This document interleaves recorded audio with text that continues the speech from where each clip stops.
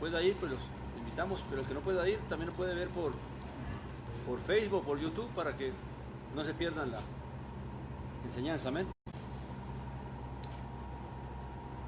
Amén. Continuamos en el libro de Juan, capítulo 7, versículo 25 en adelante.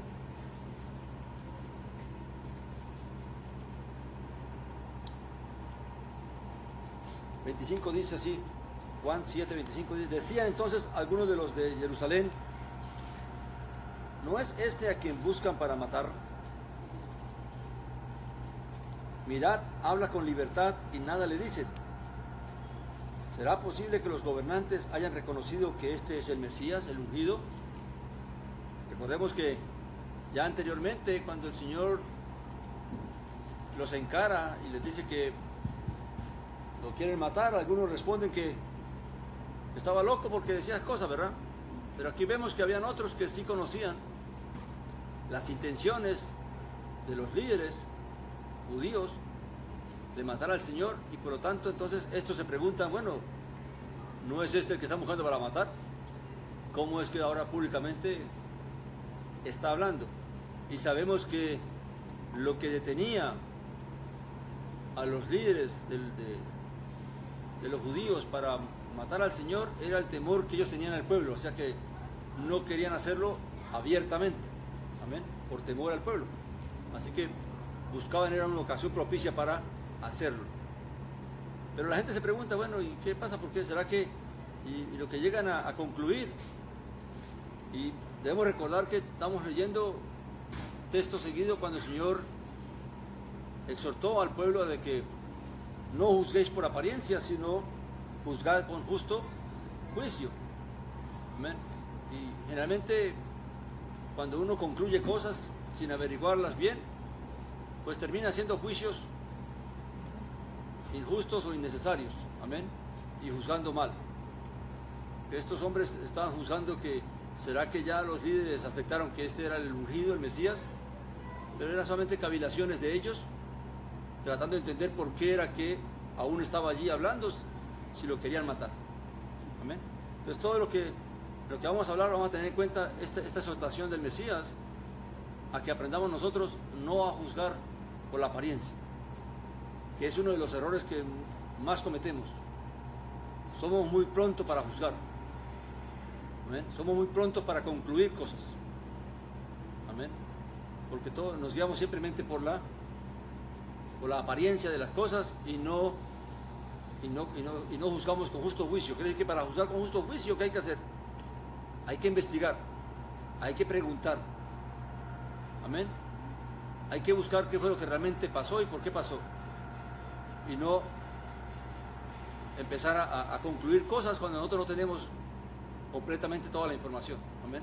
Y esto pasa mucho, y por eso es que hay tantos problemas y tantos conflictos interpersonales, interrelacionales, porque realmente la gente, por sacar conclusiones a la carrera, entonces se crean muchos roces y muchos conflictos entre las personas. Amén. Y ahí vienen los chismes, y vienen las murmuraciones, y vienen los falsos testimonios, y las calumnias, y todo esto. Amén.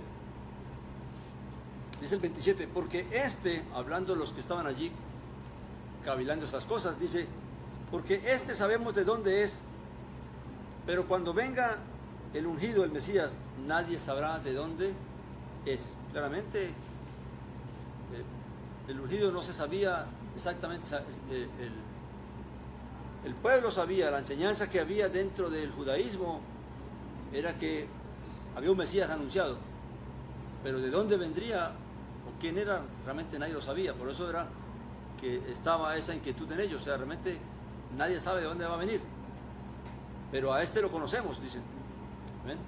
Porque sabían que venía de Galilea, vivía en Nazaret, pero en realidad tenía mala información, porque realmente estaban juzgando una vez más por la apariencia, porque veían que vivía en Nazaret, pero lo que no sabían era que había nacido ¿dónde? En Belén. Entonces, una vez más, si ve cómo se va mostrando lo que el Señor dice, acostumbramos a hacer juicios simplemente por lo que vemos o por lo que conocemos, pero no indagamos, no preguntamos, no cuestionamos. Amén. No escudriñamos a ver si realmente las cosas son así o no son así. Entonces dice que, pero este, porque este sabemos de dónde es, pero cuando venga el ungido nadie sabrá de dónde es. Yeshua entonces, mientras enseñaba en el templo, alzó la voz y dijo, y aquí el Señor siempre los confrontaba, ¿verdad? Dice, con que me conocéis y sabéis de dónde soy. Pero yo no he venido de mí mismo, sino que el que me envió, a quien vosotros no conocéis, es verdadero. Amén. Y esto siempre es la misma retórica del Señor. Recuerda que ya lo dijo, ¿verdad? Porque el verdadero siervo no habla de sí mismo, sino de aquel que lo envió. Y busca la gloria del que lo envió y no de sí mismo. Por eso siempre el Señor, vemos que todo lo refiere a ¿quién? Al Padre. Ustedes dicen que me conocen, que saben de dónde soy, pero yo no vine de mí mismo. O sea, yo no aparecí aquí porque yo quise, porque yo quiero, sino que aquel que ustedes no conocen y que es verdadero fue el que me envió. Entonces siempre toda la gloria él se la refería hacia el Padre, porque como dice la Escritura, como dice el apóstol Pablo en Corintios, porque del Padre, de Dios el Padre, provienen todas las cosas. Amén. Y esa es la gran diferencia que hay entre el Padre y el Hijo. El Padre es la fuente de todo, mientras el Hijo es el medio por el cual fluye de esa fuente todo lo que viene. Amén. Por eso es que no hay otro medio por quien podamos recibir nada. El que va por otro lado para recibir de Dios, para pedirle a Dios, está yendo por el camino equivocado. El único camino, conducto directo para ir al Padre y recibir del Padre, es a través de Jesús el Mesías. Por eso dice la Escritura, porque no hay otro mediador. Y cuando dice que no hay otro mediador, no hay otro. No hay santos, ni vírgenes, ni ángeles, ni nada. Porque hoy en día este mundo ha hecho de los ángeles también benefactores. Amén. Y enseñan a rezarle a este ángel y a aquel ángel que es de esto, y a cada ángel le asignan una tarea. Cuando los ángeles no pueden hacer nada por sí mismos. Y es ahí donde se ve la falta de conocimiento que tiene el pueblo. Un ángel no puede hacer nada que Dios no le ordene hacer, porque sería entonces rebelión. Por eso el Mesías enfatiza eso, que Él no puede hacer nada que el Padre no le haya dado para hacer. Si el mismo Hijo no puede hacer nada por sí mismo, mucho menos un ángel. Eso de la angelología, eso está completamente erróneo, equivocado, porque es contrario a la Escritura. La misma de los santos, la intercesión de los santos y la Virgen, todo eso está contrario a la Escritura. El único medio para llegar a Dios es a través de Yeshua el Mesías. No hay otro medio, no hay otro intermediario. Amén. Dice, Yeshua entonces, mientras enseñaba en el templo, con que me conocéis, el 29 dice, yo lo conozco porque vengo de parte de suya y Él me envió. La diferencia entre quién conoce al Padre y quién no, claramente estaba en que solamente Él lo conocía. Por eso es que no podían comprenderle y no podían entenderle. Y no podían comprenderle y no podían entenderle porque para comprender y entender las cosas de Dios, ¿qué dice la Escritura? Solo se pueden comprender y entender por medio de Dios mismo. Es Dios el que provee el conocimiento y es Dios el que provee el entendimiento. Si alguien se acerca a Dios, pero no queriendo hacer la voluntad de Dios y como Dios ha establecido las cosas, entonces no puede esperar que Dios le dé conocimiento y entendimiento, porque está en rebelión, no está sometiéndose a la voluntad de Dios. Por eso es que la gente que del mundo no puede comprender las cosas de Dios. ¿Por qué? Porque las cosas de Dios se disciernen por el Espíritu. Es el Espíritu el que nos las revela. Y nos las revela para que conozcamos qué es lo que Dios nos ha dado. Amén. Así que esto no es porque yo lea y medite y estudie, no. Todo viene por revelación. Amén. y todo viene para relación para todo el mundo, para todos nosotros. Amén. Dice, el 30 dice, entonces procuraban prenderlo, pero nadie pudo echarle mano porque aún no había llegado su hora. O sea, Dios, recuerde que al principio dijimos que Él era prudente, ¿verdad? Y no se exponía así por gusto. Pero cuando se exponía porque era la necesidad, entonces Dios se encargaba de cuidarlo y protegerlo para que nada le sucediera hasta que llegase ese día y esa hora que tenía que llegar. Amén. Entonces, esa es la gran diferencia de cuando uno camina en la voluntad de Dios. Si uno camina en la voluntad de Dios y lo que hace, lo hace prudentemente y con cautela, buscando hacer la voluntad de Dios y no la de uno, entonces cualquier cosa que ocurra, el mismo Padre va a intervenir para hacer que su voluntad se cumpla. Porque ya no es imprudencia de uno, no es que yo me lancé a hacer cosas porque quiero hacerlas y después, ay, ¿de dónde me agarro? Amén. Sino que si yo conozco la voluntad de Dios, camino en ella, claramente cualquier cosa que pueda ocurrir que no sea en la voluntad de Dios, entonces Dios mismo se encarga de ordenarlo, de cuidarlo, de protegerlo. Amén. Dice, pero muchos de la multitud creyeron en él y decían, cuando venga el Mesías o el ungido, ¿hará acaso más señales que las que éste hizo? O sea, claramente la gente ya se empezaba a cuestionar si habría otro Mesías. Amén. Por toda la cantidad de milagros y sanidades y señales que veían que él hacía y por la enseñanza, por la doctrina de él. Claramente eso no pasaba desapercibido en aquellos que empezaban realmente a abrirse los ojos y a poder ver a Yeshua de Nazaret como realmente el Mesías de Israel. Amén. Por eso él los encaraba, porque él decía, las mismas obras que yo hago, dice, dan testimonio de mí. O sea, solamente tienen que mirar, no a mí, miren lo que hago, lo que el Padre me da a hacer, porque lo que yo hago no lo hago por mí, sino que el Padre me lo da a hacer. Amén. Entonces las mismas obras daban testimonio de que él era, y la gente empezaba ya a mirar, a abrirse los ojos para poder ver de que realmente si era posible que viniera otro Mesías que no fuera este. Amén. Dice, oyeron los fariseos a la gente comentando estas cosas de él, y los principales sacerdotes y los fariseos enviaron alguaciles para que lo prendieran. Entonces Yeshua dijo, aún estoy con vosotros un poco de tiempo y me voy ante el que me envió. Me buscaréis y no me hallaréis, y donde yo estoy, vosotros no podéis ir. Entonces los judíos dijeron entre sí, ¿a dónde intenta irse este que nosotros no lo hallaremos? ¿Se irá acaso a la dispersión de los griegos a enseñar a los griegos? Claramente vuelve otra vez el contraste que Juan presenta siempre, ¿verdad?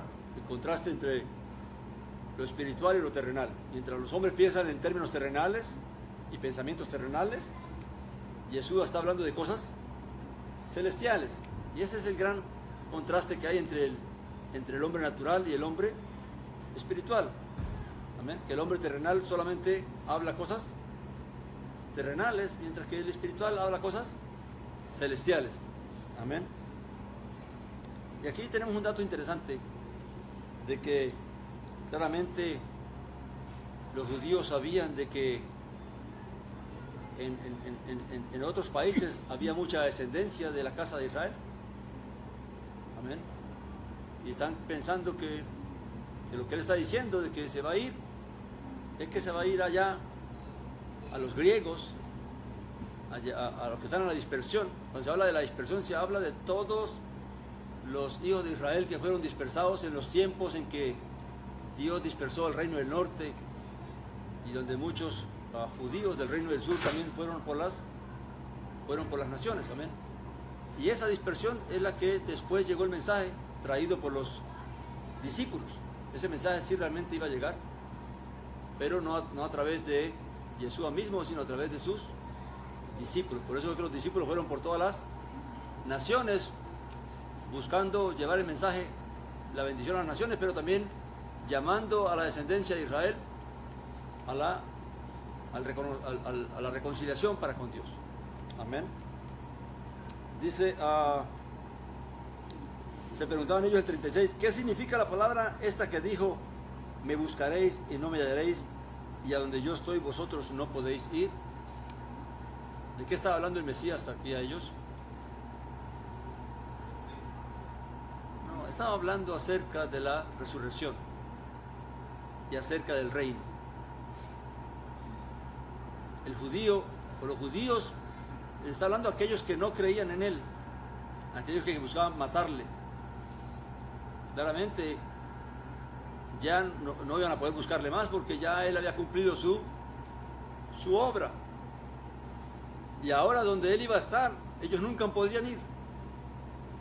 Porque una vez que el Padre levantó al Mesías de entre los muertos y lo resucitó y subió a los cielos, ya estos que lo buscaban para matarle no podían ir allá. ¿Por qué?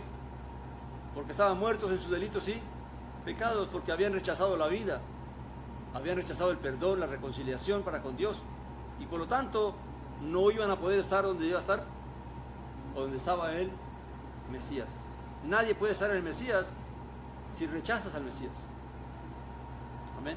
Nadie que no obedece a Dios y que no busca hacer la voluntad de Dios podrá estar donde está Él, porque Él vivió para eso, para hacer la voluntad de Dios y para obedecer a Dios.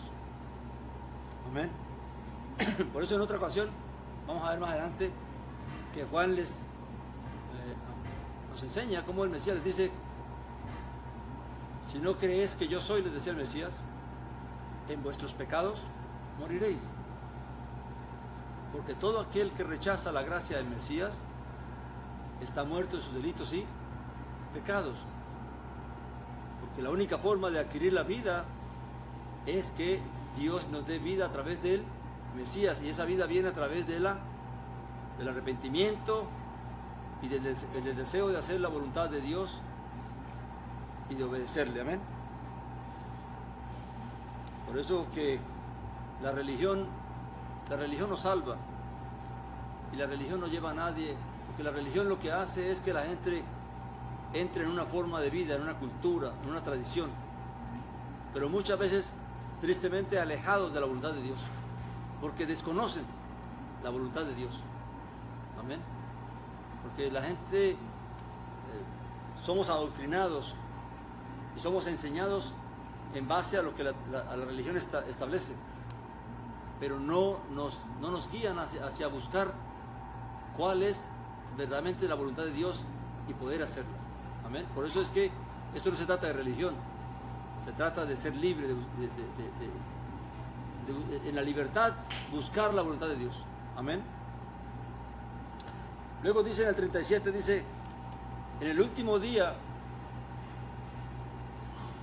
de la fiesta de los tabernáculos de Sucot, dice, en el último día, el más grande de la fiesta, que era el 8º día, Yeshua se puso en pie y alzando la voz dijo, si alguno tiene sed, venga a mí y beba.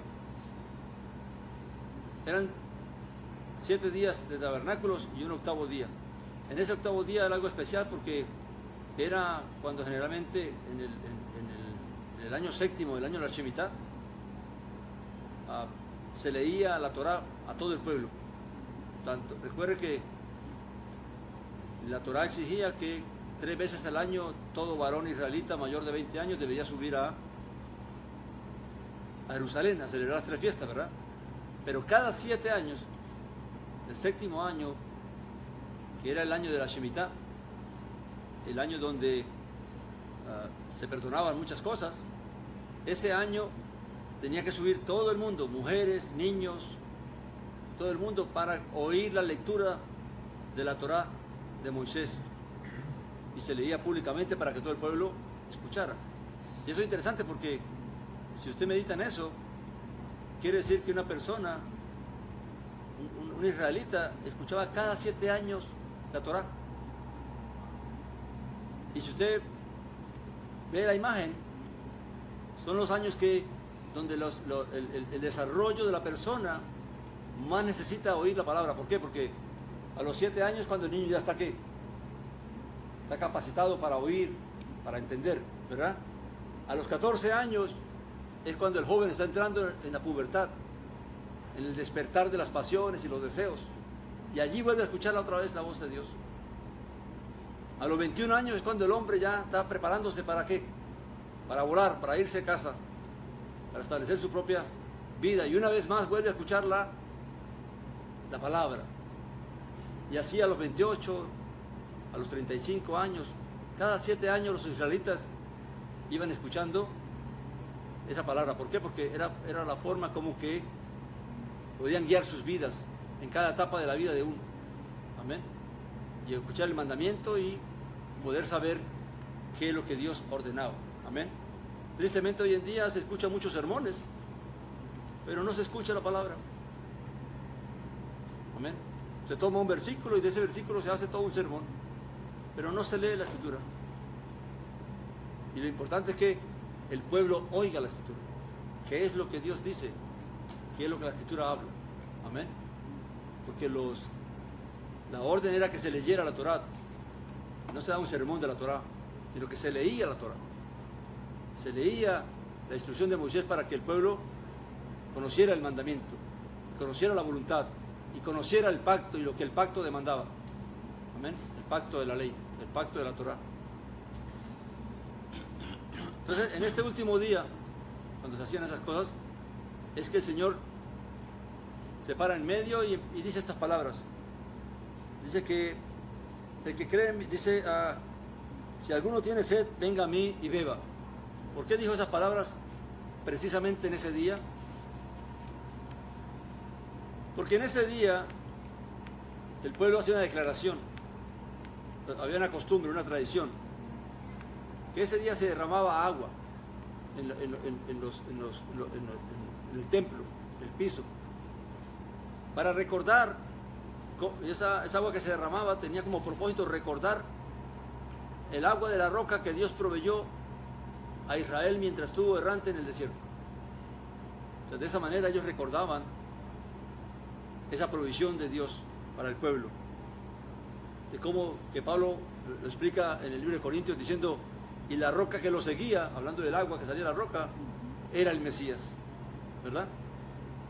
Pues esa roca es la que está ahí llamando al pueblo. Si alguno tiene sed, venga a mí. ¿Sí ve la relación? Pablo reconoce que es la roca de la cual salía agua en el desierto, a la que Moisés tuvo que golpear. Era la misma roca que lo seguía y ese es el Mesías. Y ahora ellos están allí celebrando en ese octavo día de la fiesta, regando agua, recordando esa provisión de Dios. Cuando la fuente, la roca estaba ahí, dispuesta a dar agua. Y por eso es que les dice, el que tiene sed, venga a mí. Amén. Pero los judíos no pudieron entender, no pudieron comprender. Amén. Pero claramente Juan lo escribe para revelarnos por qué es que el Mesías dijo esas palabras en ese día. Amén.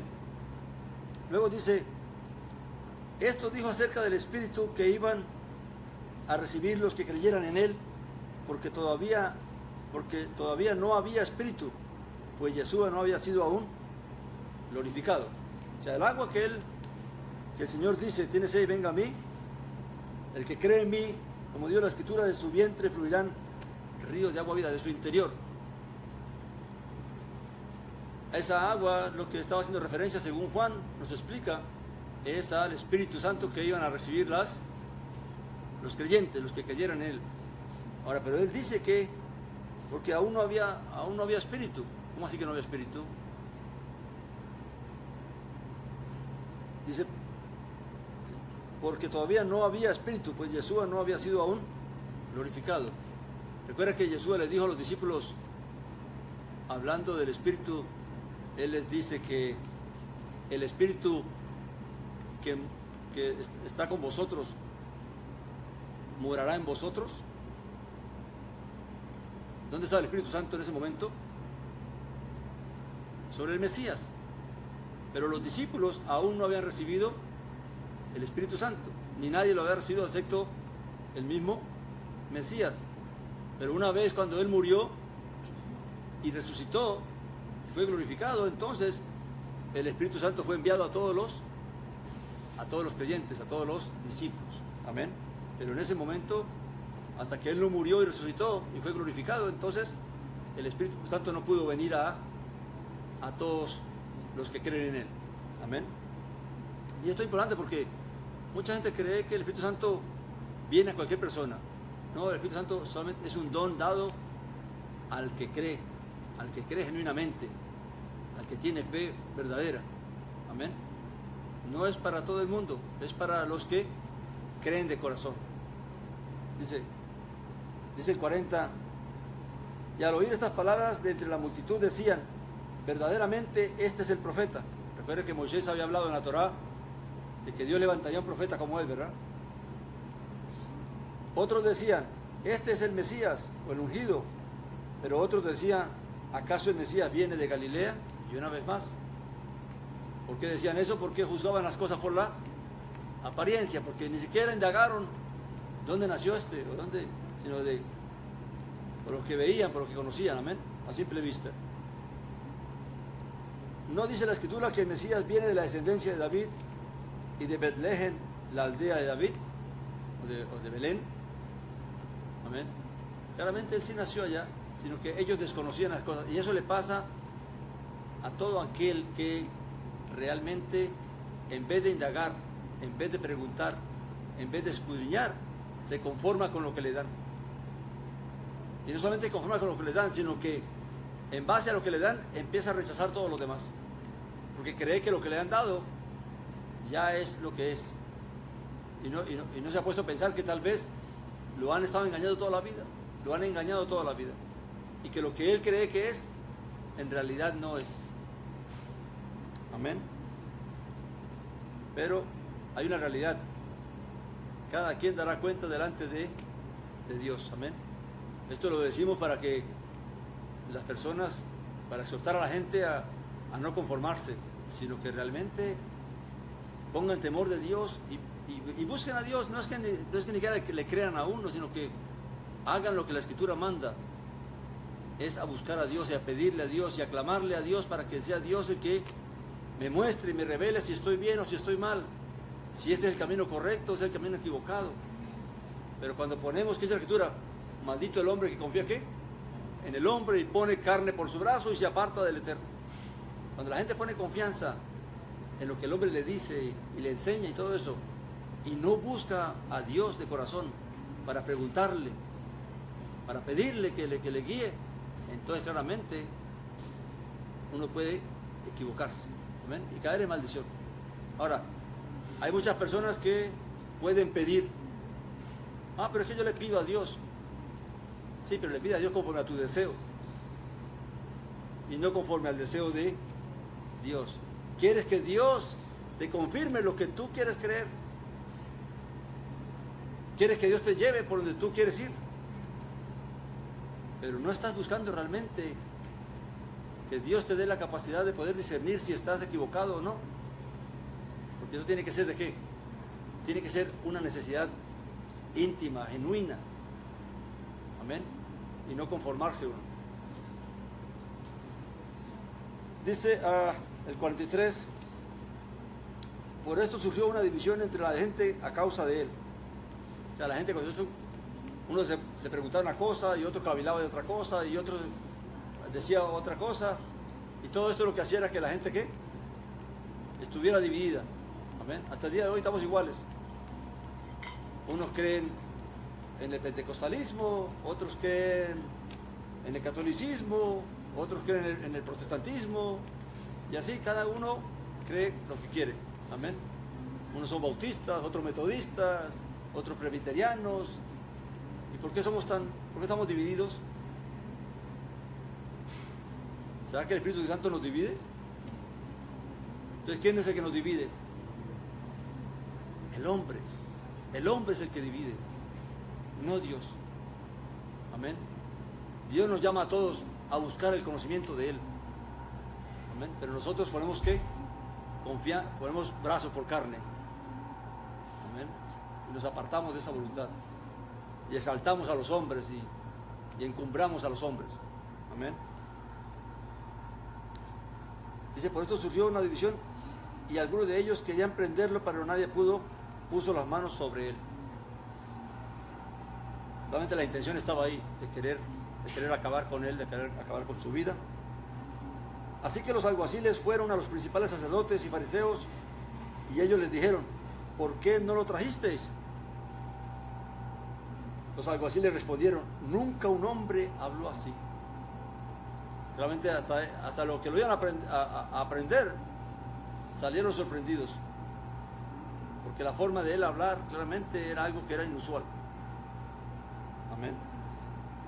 Entonces los fariseos les dijeron: ¿también vosotros habéis sido engañados? Fíjense cómo es la religión. El que está engañado, al que llega a despertar y quiere buscar la verdad, le dice: te van a engañar. Pero porque él quiere que siga engañado como está él. Y los hombres, ¿qué hacen? Empiezan a dudar y se frenan y se detienen, y entonces ya no quieren seguir buscando, sino que vuelven otra vez al mismo redil donde estaban antes, al engaño y a las tinieblas. Amén. Dice: ¿acaso alguno de los magistrados o de los fariseos ha creído en él?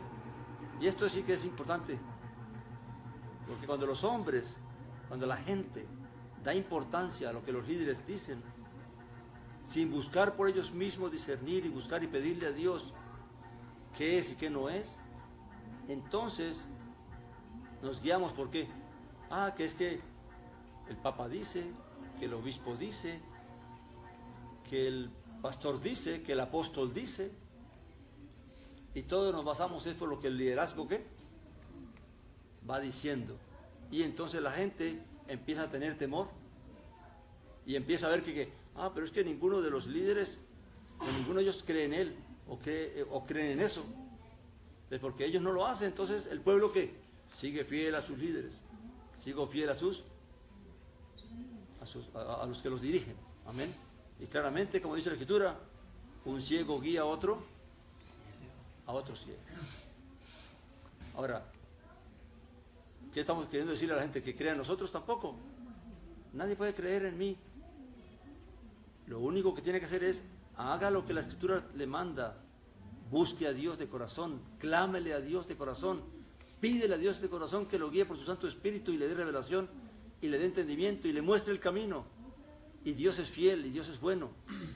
Pero si no lo hacemos de corazón, tampoco Dios nos va a ayudar. Amén. Porque ahí está el problema. El problema es que Yeshua dijo una cosa muy bonita. Dijo Yeshua a los que lo oían: que aquel que su hijo le pide pan, le dará una piedra. O que aquel que su hijo le pide un pez, le dará ¿qué? Una serpiente.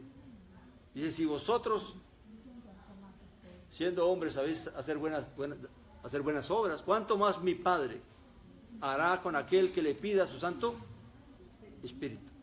Entonces todo depende de lo que yo quiero. Pero si lo que yo quiero es confirmar lo que yo quiero confirmar, entonces voy a seguir siendo engañado.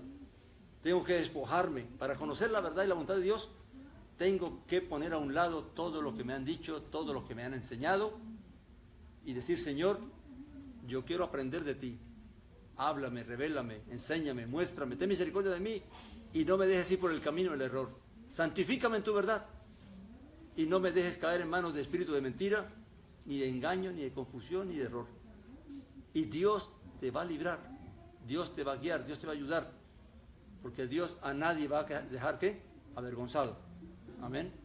Pero si no hacemos eso, vamos a seguir engañados, porque la ayuda no va a venir. Amén. Dice: ¿acaso alguno de los magistrados o de los fariseos ha creído en él? ¿Sabe cuántas personas hoy en día no quieren oír esta palabra? Porque los líderes, los pastores, nos han señalado como que nosotros estamos judaizando o estamos enseñando cosas que no son.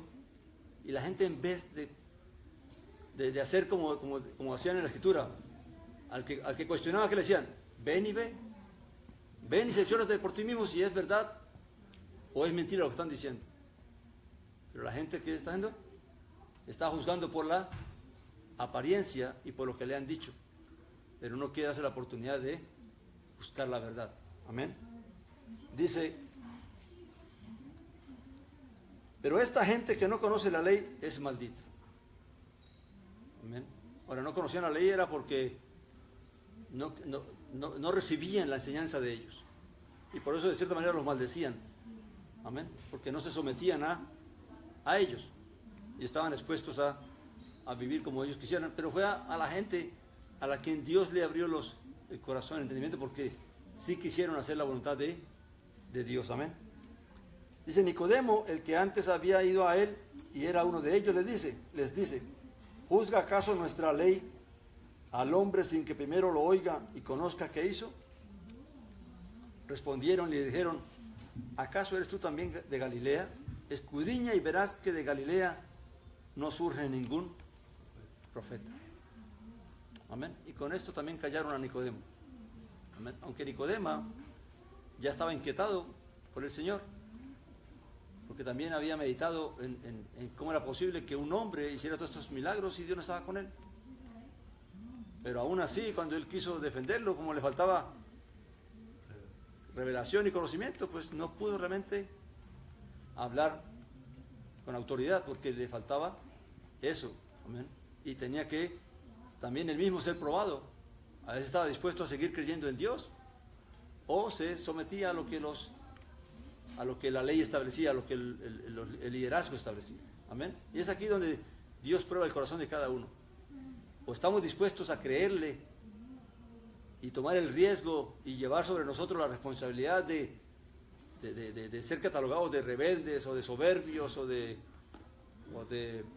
infieles o de lo que fuera, con tal de buscar la verdad de Dios y apartarnos de ministerios y de hombres, con tal de buscar a Dios. O decidimos que nos dejamos vencer por la presión que nos ofrecen, que nos dan, y terminamos renunciando a buscar la voluntad de Dios y terminamos haciendo conforme nos demandan y nos mandan. Amén. Así que realmente cada quien será responsable delante de Dios de lo que decida hacer, porque nadie podrá justificarse en aquel día. Amén. Y más si oyó lo que Dios le habló, como dice la Escritura, si oyeres hoy la voz de Dios, no endurezcáis vuestro corazón. Entiende bien lo que Dios nos manda hacer. Amén. Es a querer de corazón amar a Dios y hacer la voluntad de Dios y obedecer a Dios, y Dios nos va a ayudar. Amén. Vamos a terminar allí. Si hay algún comentario o alguna pregunta de lo que hemos